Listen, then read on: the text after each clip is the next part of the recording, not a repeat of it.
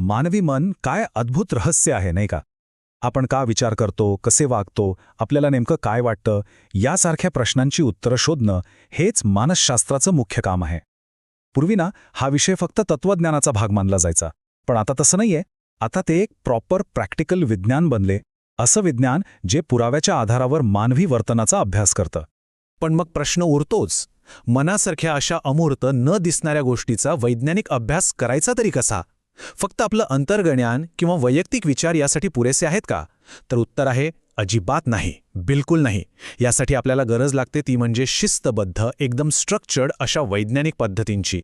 तर आजच्या आपल्या या विश्लेषणामध्ये आपण मानसशास्त्राच्या याच अभ्यास पद्धतींचा संपूर्ण प्रवास पाहणार आहोत.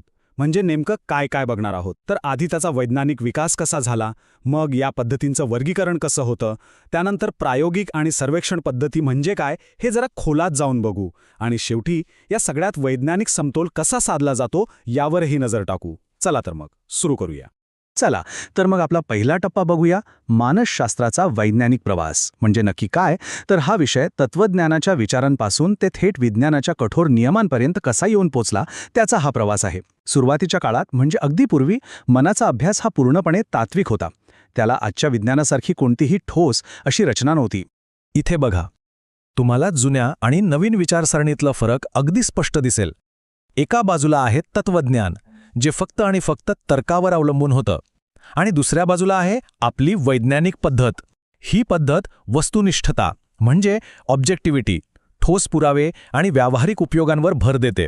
आणि खरं सांगायचं तर हाच बदल मानसशास्त्राच्या विकासासाठी एक टर्निंग पॉइंट ठरला, अत्यंत महत्त्वाचा. आणि तुम्हाला माहितीये, या वैज्ञानिक बदलाची सुरुवात झाली एका ऐतिहासिक क्षणापासून. साल होतं 1889. विल्हेम वुंट नावाच्या माणसानं जर्मनीमधल्या लायप्झिग विद्यापीठात जगातील पहिली मानसशास्त्रीय प्रयोगशाळा स्थापन केली. विचार करा, आणि खऱ्या अर्थाने आपण म्हणू शकतो की हाच मानसशास्त्राचा वैज्ञानिक जन्म होता. ओके, तर आता पुढच्या भागाकडे वळूया, अभ्यास पद्धतींचं वर्गीकरण. हे असं समजा की मानवी वर्तनाचा अभ्यास करण्यासाठी मानसशास्त्रज्ञांकडे वेगवेगळ्या साधनांचं एक टूलकिट असतो, आणि प्रत्येक प्रश्नाचं उत्तर शोधण्यासाठी ते या टूलकिटमधून एक वेगळं योग्य साधन निवडतात.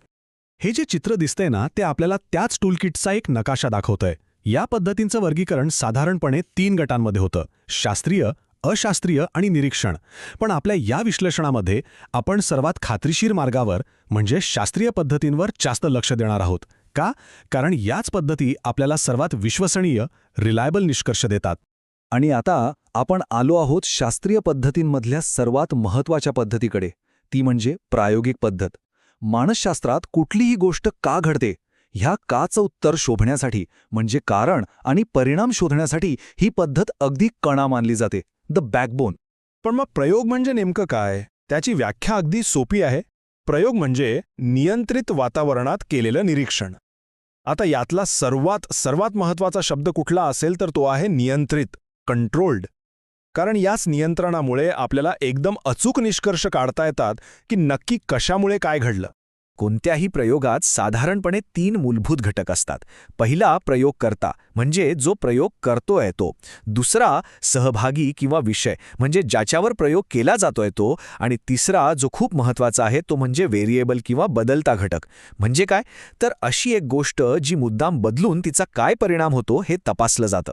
आता प्रयोगाचं तंत्र समजून घ्यायचं असेल तर हे 2 गट समजून घेणं खूप महत्त्वाचं आहे. एक असतो नियंत्रित गट किंवा कंट्रोल ग्रुप. नावाप्रमाणेच या गटाच्या परिस्थितीत कोणताही बदल केला जात नाही.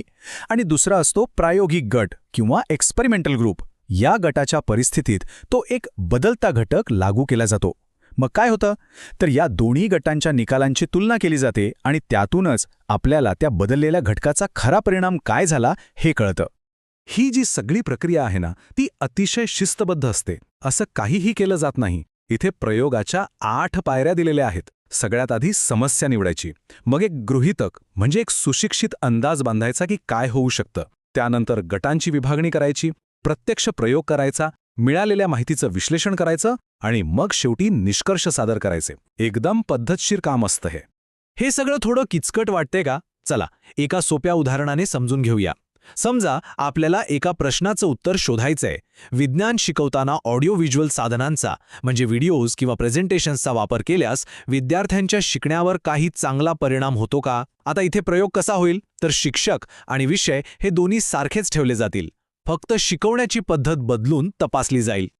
तर प्रयोग प्रत्यक्षात असा होईल. आपला जो नियंत्रित गट आहे त्यांना पारंपरिक पद्धतीने म्हणजे खडू आणि फळ्यावर शिकवलं जाईल आणि जो प्रायोगिक गट आहे त्यांना मात्र तंत्रज्ञानाचा वापर करून म्हणजे प्रोजेक्टर आणि पॉवर पॉईंटच्या मदतीने शिकवलं जाईल.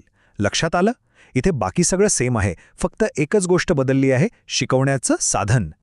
आणि मग शेवटी काय तर दोन्ही गटांची एकसारखीच परीक्षा घेतली जाईल आणि मग निकालांचं विश्लेषण करून हे तपासलं जाईल की नवीन शिकवण्याच्या पद्धतीमुळे विद्यार्थ्यांच्या गुणांमध्ये खरंच काही फरक पडला आहे की नाही. यातून आपल्याला तो कारण-परिणाम संबंध अगदी स्पष्टपणे कळतो. अर्थात प्रत्येक पद्धतीचे जसे फायदे असतात तसे काही तोटेही असतात.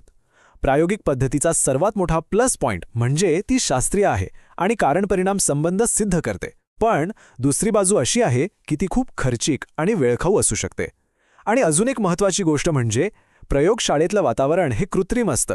त्यामुळे तिथे मिळालेले निष्कर्ष खऱ्या जगातही तंतोतंत लागू होतीलच याची काही गॅरंटी नसते. बरं, प्रायोगिक पद्धत आपल्याला का घडतं हे सांगते. पण समजा आपल्याला एखाद्या मोठ्या गटाचा कल काय आहे, त्यांची मतं काय आहेत हे जाणून घ्यायचं असेल तर त्यासाठी एक वेगळं साधन लागतं. आणि ते साधन म्हणजे सर्वेक्षण पद्धत. ही पद्धत आपल्याला मानवी वर्तनाकडे जणू एका मोठ्या कॅनव्हासवर पाहायला मदत करते. सर्वेक्षण पद्धतीचा मुख्य उद्देश अगदी सरळ आहे. लोकांची मतं, त्यांच्या सवयी आणि त्यांची वृत्ती याबद्दल मोठ्या प्रमाणावर माहिती गोळा करणे.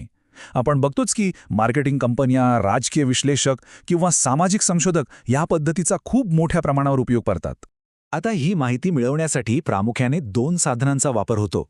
एक म्हणजे मुलाखत, जिथे थेट संवाद साधला जातो, आणि दुसरं म्हणजे प्रश्नावली, जिथे लोकांना लिखित प्रश्नांची उत्तरं द्यायला सांगितली जातात. दोन्ही पद्धती आपण रोजच्या आयुष्यात बघतो. पण इथे एक गोष्ट लक्षात घ्यायला हवी. लोकांकडून थेट माहिती मिळवताना काही आव्हानं असतात.